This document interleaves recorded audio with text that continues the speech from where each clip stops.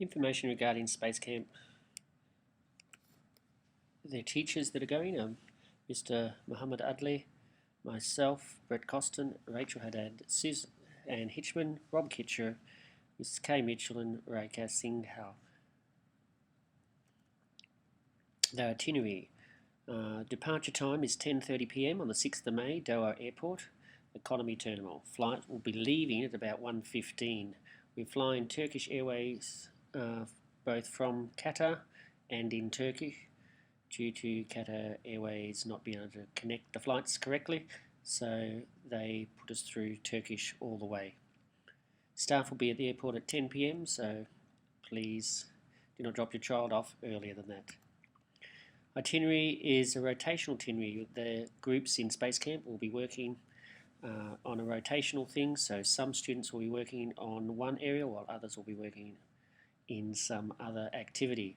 So we'll see the groups will be of 7 students there, but in Space Camp it could be up to 13. We're not sure on the numbers there, but they'll be making the groups up in the next few weeks.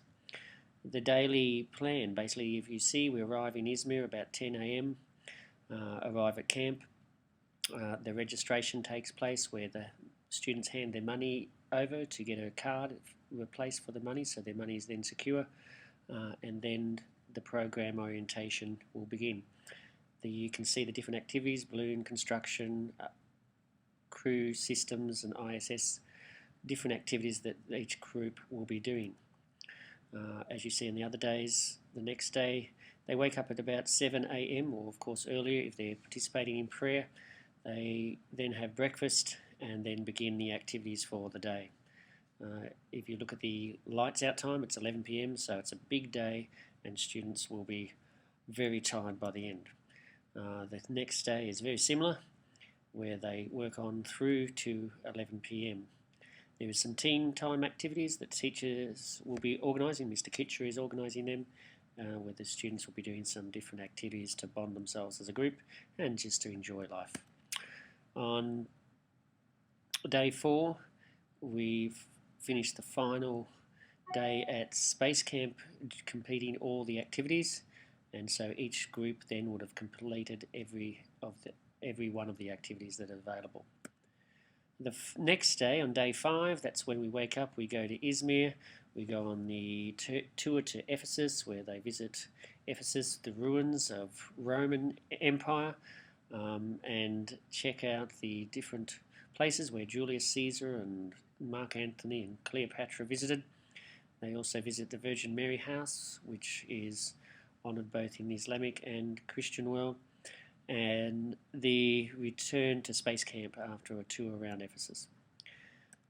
The following day is the final day, day 6, where they will have breakfast, depart for a city tour of Izmir, where they'll go to the markets and shop and enjoy the market time, returning to Space Camp to get dinner, and then finally going to the airport. Arrival time at the airport is one of those wonderful times of 1:10 a.m. on the 13th of May, but no child, of course, can leave without a parent or an approved family member, so make sure you're there at that time so that the teachers aren't left with your darling children. So visas to be attained prior to departure. Now, Mrs. Mitchell is going to organise the visas if they are handed in by next week.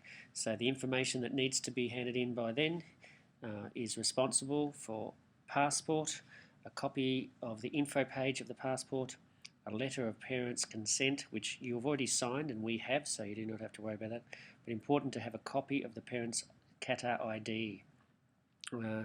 Also, the Turkish visa form needs to be completed, which is attached with the pack that your child will pick up if they haven't already, and a photo attached.